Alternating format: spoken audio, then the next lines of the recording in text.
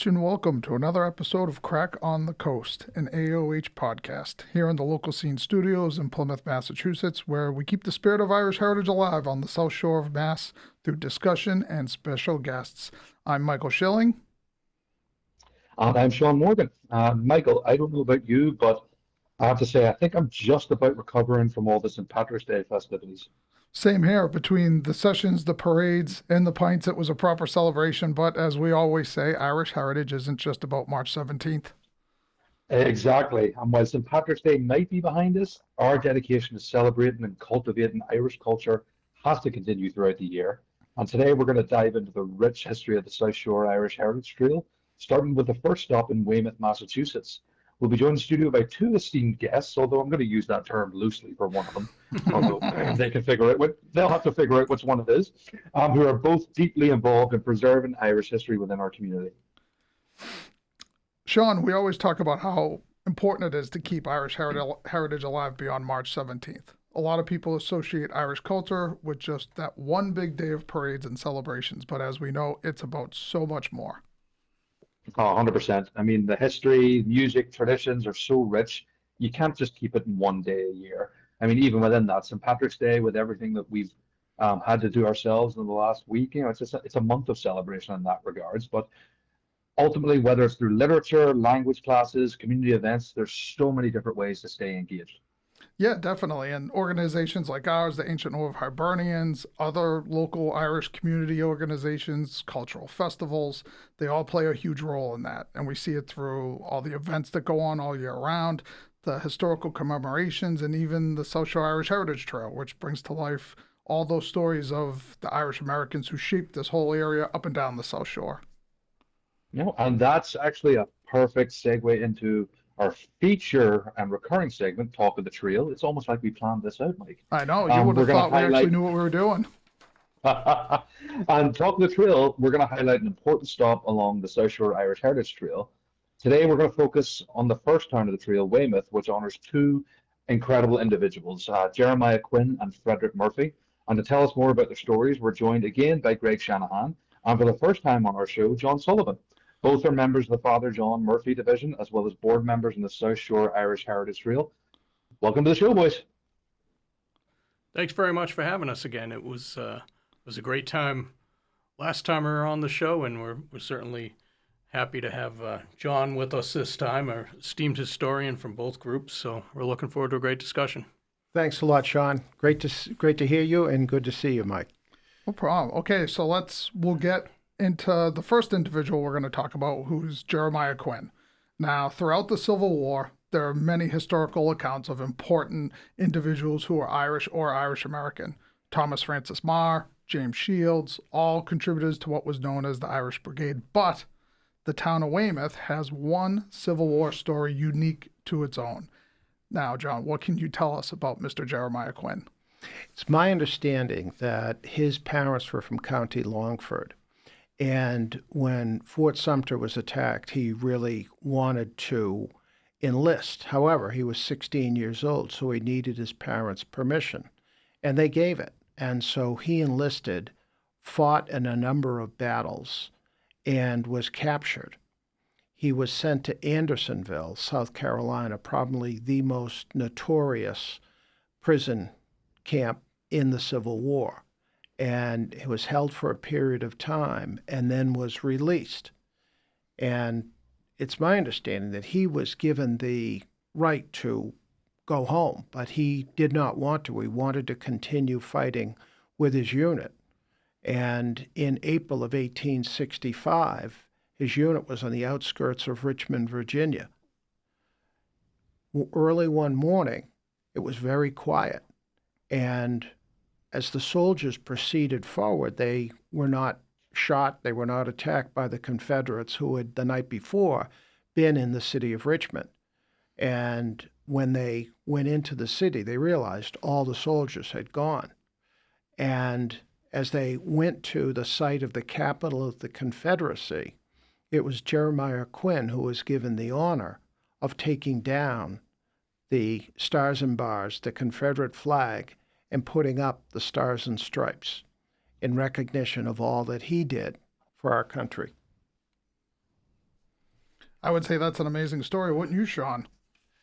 Yeah, absolutely. I mean, John, can we just go back? So after he was captured and he was held in Andersonville, he had the opportunity to go home, but he just went back into service again. I mean, that says a lot about, his character, his passion, his love for, the United States.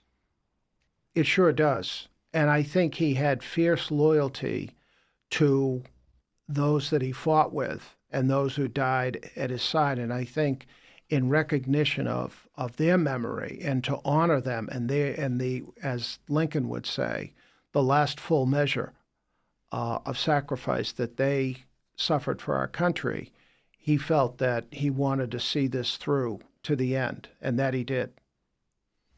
What's amazing is that, I mean, for someone who grew up for his adolescence in the town of Weymouth, I own a business in the town of Weymouth, until the South Shore Irish Heritage Trail came along and kind of, not, I wouldn't say necessarily uncovered, but just brought things to light. I never heard this story before. And like I said, there's so many beings of the descent. And Sean, I know you're in the same boat as me. You know the stories of Thomas Francis Meagher and the stories of how Lincoln grew, had an affinity for the Irish. But this story is not something I've, up until 5 years ago, I'd never heard this story before.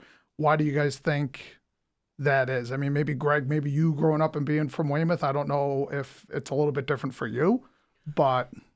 No, I think you hit the nail on the head, Mike. I mean, there's a lot of great stories historically in a town like Weymouth. It's the second oldest town in Massachusetts. It's actually one of the oldest towns in the entire country. But when you start to hear these smaller stories, like Jeremiah Quinn, it really makes you wonder how many other stories are there out there that we just haven't heard, that just haven't been unearthed. I mean, these are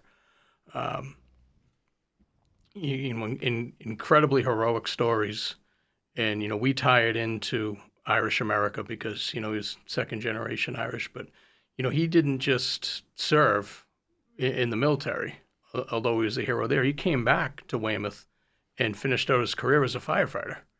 So he continued service. So, I mean, those are, stories we want to continue to unearth and to bring out. And I think that's part of the work of the South Shore Irish Heritage Trails, to continue to bring out great stories and sort of educate people about history. I mean, the story around the Stetson Shoe Building, I mean, it's the first stop on the trail, and it's virtual now, but you can actually stop by there and you can see the history. I mean, if you walk around, they still have sort of exposed beams and artifacts from that original factory that so many Irish came to this country and immediately found work in, because it was similar to the work that they had done back home in Ireland, whether they were shipwrights or carpenters. So I think not enough of this has been brought out, and I look forward to being part of bringing out more of it in the future. And his folks, they worked at Stetson Shoe, if I'm correct from reading about his history. That's the story, absolutely. So, but I was And then putting in on top of that, I mean, you have the son of an immigrant, takes part in one of the most pivotal moments in American history, like John said, removing the stars and bars, putting the Union flag back up. I mean, that's a story that needs to be celebrated and shouldn't be forgotten. It needs to be not just, within Irish American circles, but that's an American story right there. That's the basis of what this country is. Sean, to that point, one of the ideas behind the South Shore Irish Heritage Trail is to really make people aware of how crucial the Irish have been to the fabrics of all of these towns, from Weymouth down to Plymouth. And you look at the way the Irish have been a part of each one of the 9 towns in the city of Weymouth. It's really rather extraordinary, and it's been in different ways. But what we encourage people to do is to explore more, to learn more about how the Irish have contributed to each town. And it's been different every single town, in different ways, in different manners, and at different times, going back as early as the 1600s. And like you said, Sean, it's not just an Irish or Irish American, it's an American story. I think I picture, obviously, in your mind's eye, the moment that Jeremiah Quinn raised that flag. But I think especially for people that would be my grandparents' age and from that my parents' age, I think about the flag raising at Iwo Jima and how that for this country is such a pivotal moment there's been monuments built around it, there's been movies built around it, and it's a very similar situation that occurred, and it's a story that nobody knows about. And it's in our backyard. Yes. Right. Yeah. So, but Stetson jumping off Shoe that, Building Mike, is literally in my backyard. Stone's throw from my front porch. jumping off what Mike just said there, John and Greg, why do you think the story isn't better known? I mean, why, to a point, is that pivotal moment in American history just lost, where it's, oh, the Confederacy fell and then we move on to Reconstruction. But here you have, like I said, the son of Irish immigrants, just an amazing, powerful story that's built in there. Why do you think it's just been brushed aside or forgotten to an extent? I mean, a lot of these stories and incidents in history are just pinpoints in time in the broader scope of things. And, one of the things I mentioned earlier, Jeremiah Quinn came home, became a firefighter, and lived his life. Probably wasn't something that, a lot of people knew about back in the day, with just, the only media was newspaper or word of mouth stories. So I think that, historically speaking, there probably wasn't a lot of opportunity to kind of get that story out there. And, these days it's the opposite with all the different media outlets that we have and, different groups who are trying to bring these stories forward, which, like I said earlier, I always wonder, when you hear stories like this, how many other stories are out there that we just don't know about and may never know about. And, when you come from a region of a country that's so historical, it's, you have to imagine that there's a lot of that going on. And I just think it makes it even more incumbent upon us to be better custodians of history and try to inform people and whenever we can discover these stories. And to piggyback on what Greg said, I think there's increasing awareness as the generations get further removed from Ireland to want to know who did our ancestors who were here in America, what did they do? How did they contribute? One would think that when Jeremiah Quinn came back, he would not want to talk necessarily about his role. So it was up to others to really share that along. And he may not have wanted to talk about it, and he may not have wanted attention drawn to himself. But as Mike and Greg said, it's incredible that this person lived and died in the city of Weymouth and is relatively unknown until now. And to that point, I think of the worst shipwreck in the history of the South Shore, the brig St. John. 99 men, women, and children fleeing the Great Hunger in Ireland drowned off the coast of Cohasset. Yet very few people, even in the town itself, knew of it until fairly recently, because recently we have been having annual masses and commemorations to honor their memory. But that's yet another example of a significant milestone event that many people had no knowledge about until really in the last decade or so. And a lot of it, too, it's more about pointing out how concrete these things are. I mean, you can go down to Cohasset and see that beautiful memorial to the victims of the shipwreck. But at the same time, you can go right over to Weymouth, to the Fairmont Cemetery, and there's Jeremiah Quinn's gravestones at Plot 33. Anyone can go look at it. So, I mean, there's, not only greatness in American history, but greatness in Irish American history that you can actually, go out and see. And if you think about that, that's fairly poignant, because I mean the story of Irish America is still being written.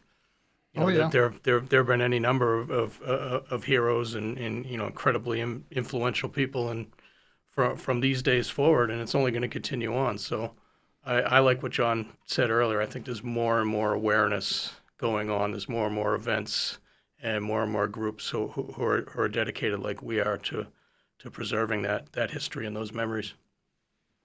Yep, I mean that's why we're here today, is to make sure people know these stories. And Greg, you used the term that hits perfectly, is to that we need to be custodians and we need to be stewards of these histories and these stories so that they're not lost again and they're celebrated. That Jeremiah's courage and sacrifice, it represents the best of what Irish America and Irish American heritage is. You know, like you guys said earlier, we're interwoven throughout the not only the foundation of the country, but the salvation of the Union and the story moving on. And his story as an immigrant son turned soldier, turned, like you said, great firefighter serving his town. It speaks volumes for the contribution of Irish America to the nation. Speaking of firefighters, I have to give a shout out to the Weymouth Firefighters Union, Local 1616. They'd be disappointed if we were talking so much firefighters and I didn't give them a shout out. Now we're going to get into another individual in the town of Weymouth, which is, like we've said, the first stop on the Social Irish Heritage Trail. We're going to fast forward about 80 years into the Second World War, and then we have another hero in Weymouth, Frederick Murphy. Now, Greg, what can you tell us about Frederick and what makes his story special? So I think these are stories that are a little bit more well-known, a little more current. And, one of the reasons, though, and it's talked about widely, is little-known fact, I think, outside of Weymouth, but the town of Weymouth, Massachusetts, has more Congressional Medal of Honor winners than any other town in the country. So there's 5 of them. And Frederick Murphy is one of them. So for a guy like me, that stands out because he has a similar sounding last name as mine, ancestrally speaking. So something that I noticed as a young man. But, there's beautiful memorials all over town. There's one right over next to Town Hall to all 5 of the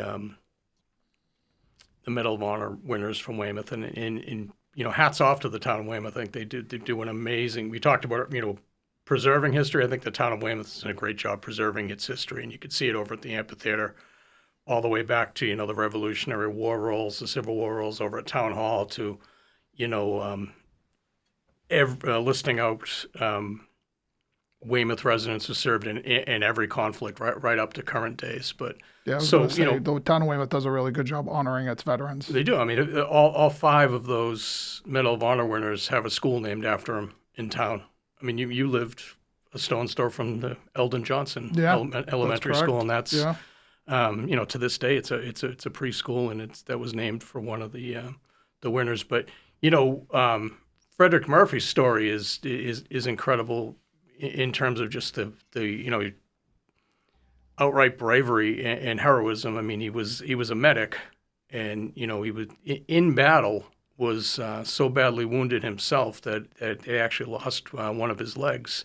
And his last action was crawling towards a fellow soldier because he couldn't walk to save his life, to drag him out of there. And that's actually how he ended up coming in contact with a landmine and making the ultimate sacrifice. So his story is another one of those things that should be a movie.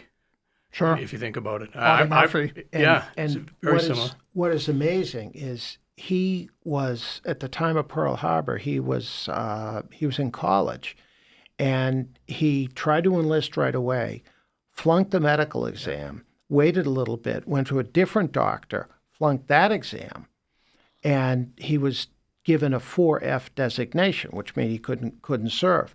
He went and had surgery on his back, and as a result of the surgery, he was admitted and was involved as a medic to the very end. And one of the tragic parts of his story is that at the time of his death, his wife was pregnant with a daughter he never saw. That's right. Beautiful story. And a statistic that is really staggering.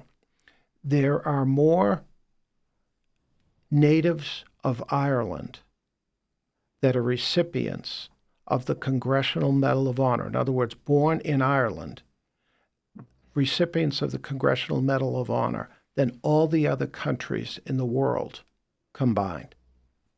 That's an amazing statistic. That is an amazing And you think statistic. of how the Irish have fought for our country all the way back to the American Revolution.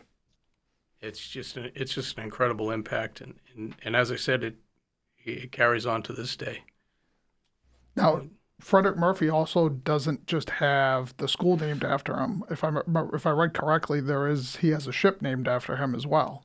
there's a ship in it, and also the National Archive facility out in Waltham is named for him as well.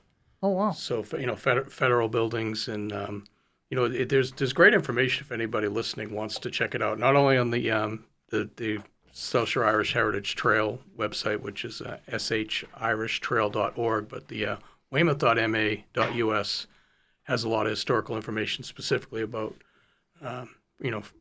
Frederick C. Murphy. So if anyone wants to hear more, read more about the story, it's there. But these are really well documented. That's good to know. American heroes of Irish ancestry that we can learn more about and certainly honor. So can we go through, I mean, the event in Germany, the Siegfried Line attack? I mean, just run us through that, what happened. I mean, where the ultimate sacrifice paid, and obviously then he's not forgotten, but what was going on at that time in March 1945? Do you want me to read? I can read the citation. Yeah, that'd be great. Oh, yeah. This Beautiful. was what I'm about to read is what was written and signed by Harry Truman, the President of the United States, and the White House, Washington. The President of the United States takes pride in awarding the Medal of Honor posthumously to Private First Class Frederick C. Murphy, Company E, 259th Infantry, United States Army, for service as set forth in the following. Citation. Private Murphy, an aide man with Company E, 259th Infantry, was wounded in the right shoulder soon after his comrades had jumped off in a dawn attack, 18 March 1945, against the Siegfried Line at Saarlotten, Germany. He refused to withdraw for treatment and continued forward, administering first aid under heavy machine gun, mortar, and artillery fire.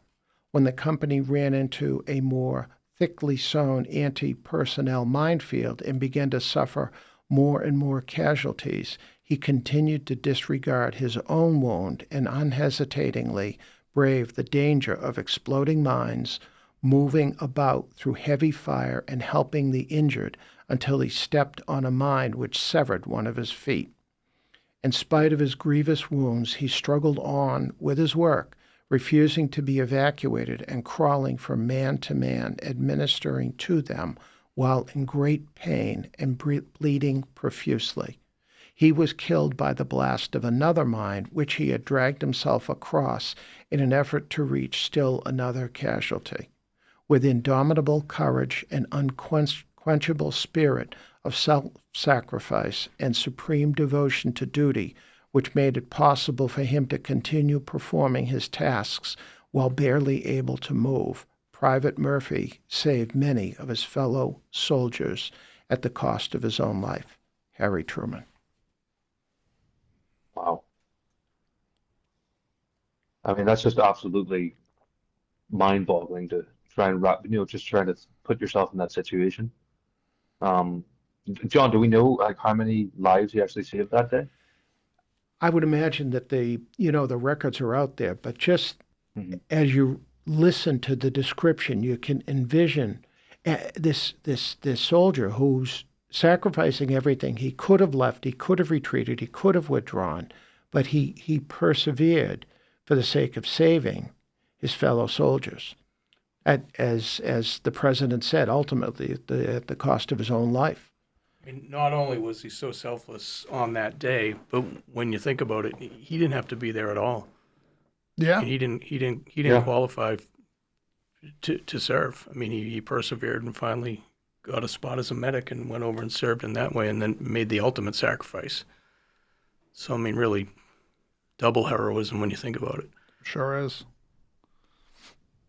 So, Shaun, I would agree that at this point, I mean, all we can say is the story is a reminder of the strength, the sacrifice, the spirit within not only him, but just the Irish and Irish American community. Just like Jeremiah Quinn, he represents the best of Irish American legacy in this country. Two incredible stories of bravery that happened right here on the South Shore, the first stop along the trail in Weymouth. And these kinds of stories are what makes the South Shore Irish Heritage Trail an important project going forward. And like we've said before, the trail is a living, breathing thing that has the ability to grow. We had that conversation when Greg and Patrice were here. It's stories like this that really make it rewarding for people to put the time in to kind of explore and hear the stories and learn the history behind them. And any one of those sites, any one of those individuals, any one of the locations, one can learn even more about. I just think of the John Boyle O'Reilly House in Hull, which is the Hull Library. Well, people have heard of the name, John Boyle O'Reilly, but his history is a fascinating and compelling one. But hopefully these sites and these individuals will be a catalyst for people to learn more, to discover more, to dig a little deeper, to find out more of the backstories. I think that's great why we do this segment. The segment brings to light, and every segment that we do, we're going to focus on one location or maybe one story in one location to kind of give people some background and a little bit of a teaser into what they can find, and then they can go off on their own and really take all the information in at their own pace. It's a great opportunity too for people to kind of expand their knowledge of overall history or American history. I mean, we're dealing with Irish Americans and their experience in that pinpoint of time historically, but there are broader things going on too. So for if you're going to talk about Jeremiah Quinn, it's an opportunity to learn more about the Civil War. If you're going to talk about Frederick Murphy, it's an opportunity to learn more about World War I and what was going on in those times. I mean, it's just the chance to broaden people's knowledge and their experience of the world around them is also one of the great things about being involved in the South Shore Irish Heritage Trail. So as much as we love the Irish and the Irish American aspect of it, it really is the story of American history in our region. It's definitely an access point for that, whether you're young or old or a student or just an amateur historian. I think the opportunities are almost endless. Yes, and you're 100% right there, Greg. Sorry, John, to cut you off. No, go ahead, Shaun. Go ahead. No, go ahead. I was just going to pivot to something else, but just stick with this. Go ahead, what you're saying. I was just going to share with the people who are listening, Massachusetts has the highest percentage of Irish per capita of any state in the Union, and the South Shore of Boston has the highest concentration of the Irish. And many, many, many Irish have lived in our towns, but they've lived relatively simple, low-profile lives. But there are people who have done a bit more, who have done a great deal to shape each town, whether you talk about the mossing industry in Scituate or Captain McGee and the shipwreck off the coast of Plymouth Harbor in the American Revolution, or these two incredible men who fought for our country in Weymouth. Any and every town has something different to offer, and it's out there to learn about, it's out there to explore, and it's out there to discover. Yep, and that's perfect. I mean, I think part of it's getting along or away from the aspect when people think Irish America or Irish Boston, Irish Massachusetts, it's automatically, well, let's talk about the Kennedys. And not to disparage the Kennedy family, but there are so much more stories out there with just rich histories that need to be shared far and wide as much as possible. So the South Shore Irish Heritage Trail is absolutely phenomenal in the work that's being done there. Totally agree. So you want to pivot, Shaun? Yeah, I was going to say, let's pivot. Greg opened the door to me, talking about history in the grander scheme of things as well, and not just Irish American history, but, it's that time of year where, while we're reflecting on sacrifices of others, we need to talk about another important event that took place around this time, and it's the Annual Easter Rising Commemoration, which is going to be hosted by the Father John Murphy Division in Scituate, and this year's program is titled Through Songs and Stories We Remember 1916. So, John, as our historian, can you give us a preview of what attendees are going to have that day? Thank you for the nice segue, Shaun. As many in the audience know, Ireland was occupied for over 700 years by foreigners, and it was America that got their freedom in the 1770s. But the next country to get their freedom from England was Ireland, and it can be fairly said that it's hard to imagine it ever happening without the support from the Americans. And a number of the people who were instrumental in the Easter Rising actually spent time living in America. James Connolly spent a lot of time in America, Thomas Clark, and everybody. A lot of people know that Eamon de Valera was born in America and returned to Ireland. But in 1916, it was deemed the opportune time to strike for Irish freedom. And so there was a proclamation that was written. Thomas Clark was given the honor of signing it first because he had spent nearly 20 years at hard labor in English prisons. And as a result of that, the Easter Rising started on the 24th of April in 1916. And they held out against massive firepower for 6 days. And finally, Pádraig Pearse surrendered on the 30th of April. And you look at the Declaration of Independence, not one of the men who signed that document died in the American Revolution, and two of them actually switched sides. Every signatory to the Easter Proclamation was shot by firing squad. And one of the last was James Connolly, and he had been severely wounded at the General Post Office.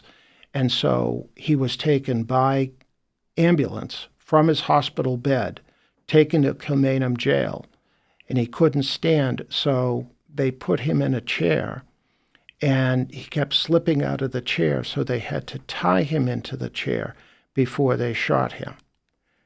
And there were 14 leaders shot, and some of them were not even that pivotally involved in the Easter Rising, like Pádraig Pearse's brother, Willie, who was more of a sculptor than anything, but he was shot simply because he was the brother of the leading of the Rising.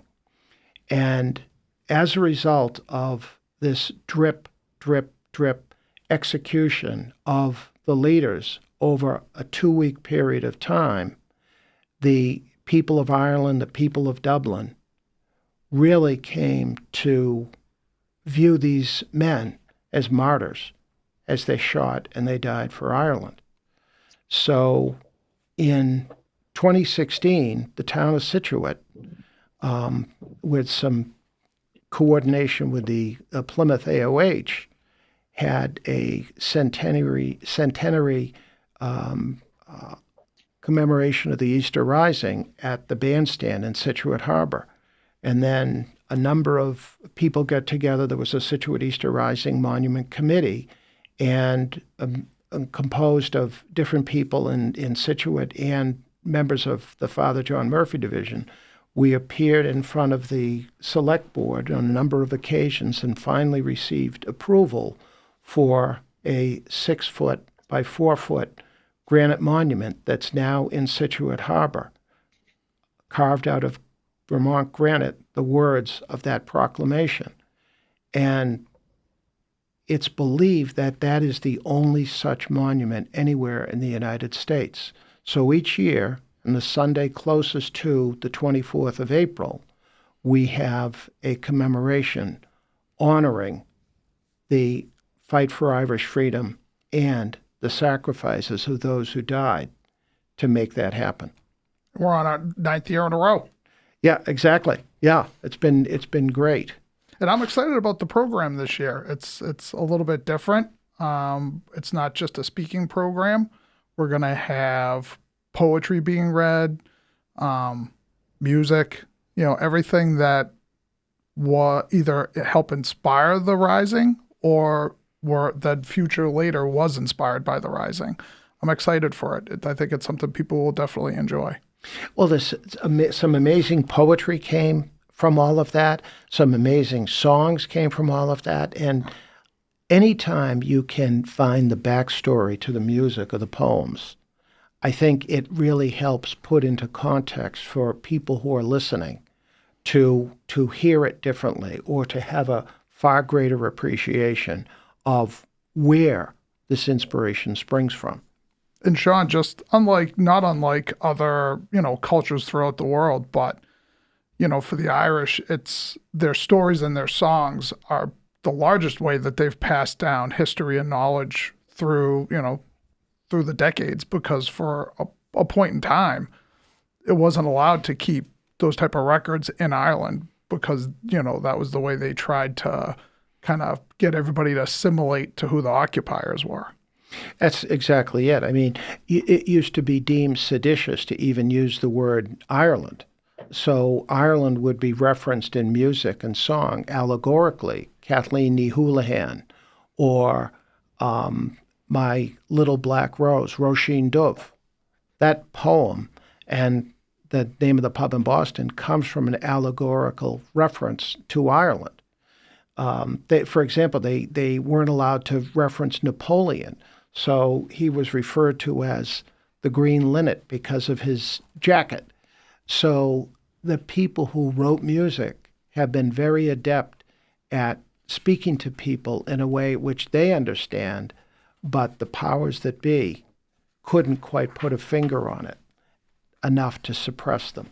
Shaun, do you have any recommendations for what we should try to include in the program? You see, you're putting me on the spot right now. I wasn't expecting that curveball thrown. My mind was going back to the actual proclamation itself, but that's okay. We can certainly take a look, and I just worry how Republican do we want to get, how rebel do we want to get in that regards. But I mean, John, I want to just go back for a second. And the fact that 1916 is often looked at as it's a successful failure with regards to rebellion and revolution. I mean, and that's what it was. It was another failure in a long line of failures, but it was different because it didn't just die that day, and it was the blood of those who were executed by the British. They fed their blood fed the rose tree, is what said. Yeats also put it that way, where it's their blood on the rose is what's going to keep things going and keep things moving along. And like you mentioned as well, when the Rising happened, the people of Dublin didn't want it. They didn't like it. Because at that time, remember, it was smack dab right in the middle of World War One, and it was seen that those who were participating were turning their backs on the boys who were fighting over in Belgium and over in France. It wasn't until that mistake the British made by executing the leaders, and like you said, I think James Connolly's execution horrified Dubliners more than anything, and turned the tide on things. No, you're absolutely right. I mean, there were, as the prisoners were being shipped over to prisons in England, there were women whose either husbands or brothers or fathers were fighting for the English in World War I in France that were throwing things at the volunteers, the Irish soldiers, because they were so upset. But it was the heavy-handedness with which the English executed these men that they made martyrs out of them. And I think going in, a lot of them knew that they were literally signing their own death warrant. Yeah, I mean, I can go back to my own family. My mother's side, her grandfather fought in Redmond's Volunteers, and they would have been heavily involved with that. But then the winds of change came, after that, and then we see everything moving through to the Anglo-Irish War, and that's where we say it's a successful failure. It planted the seeds for what was to come over the next few years. Again, it's another situation where, because we have these events, because we bring people in to educate and to celebrate and in doing like I said, it's a different format that we've done in the past. I feel like we're taking, what Ireland is in many cases best known for, which is literature and music, and we're using that as a tool to educate and entertain and bring people in. And I think that will play a positive role in what we're trying to do. And I would Michael, just I have to add say, too, literature and music, you left out cuisine. That's left off there. That's for the afters. I would just add too, even if you can't make the AOH Easter Rising event, if you have some time, especially with the nice weather coming up, certainly do get down to Scituate and just check out the memorial, the proclamation stone down there in Scituate Harbor. I mean, it's poignant in and of itself to be able to stand there and read those words that were so eloquently but so bravely put, ahead of the or during really the actual rising, and it certainly honors the memory of the men and women who sacrificed on that day and went on to ensure freedom for Ireland. So I can't stress enough. I think really on the South Shore right now, it's one of the key places to visit for remembering Irish history. In recognition of this, in recognition of the Easter Rising Commemoration, the town of Scituate also, on their main street in the harbor, Front Street, every year they have flown the Irish flags and the American flags all up and down the main street. There's lots of cities and towns that fly them for St. Patrick's Day. Scituate is the only town to fly them for the Easter Rising Commemoration, and it's an honor to that memory. The other thing I want to say is when people from Ireland travel to America and they come and they stand before that monument, they look at it and they're really struck with incredulity that here, 3,000 miles from Ireland, this event that happened now over 100 years ago in Ireland is so honored here on the other side of the Atlantic Ocean. And Mike and I happened to be present when Ireland's ambassador to the United States, Dan Mulhall, traveled to Scituate and went to the historic sites and then stood in front of that monument. And he stood gazing at it for a long time. And you could feel that he really appreciated what recognition was being given to this event in America, in this part of America. So just to stress again for the listeners, when and where is the event? So the event will be Sunday, April 27th, 1 o'clock at St. Mary's Parish Hall, which is just adjacent to downtown Scituate. The event will take place there, and then after the program is over, we always take a stroll over to the monument itself, where we actually read the proclamation. Might have a couple of dignitaries that might be in attendance, make a statement or two, and then from there we usually retreat to one of the local establishments for the afters to kind of burn some steam after the long you day. Mean the cuisine? Yeah, the cuisine. There you go. And so events like this and everything we talked about today, that's part of the big reason why we're doing this podcast. It's what Craic on the Coast is all about. It's honoring our past, ensuring that Irish culture continues to thrive on the South Shore. Yeah. Thank you, John and Greg, for sharing your knowledge and your passion today. And to all of our listeners, be sure to visit the South Shore Irish Heritage Trail, starting with Weymouth all the way down to Plymouth.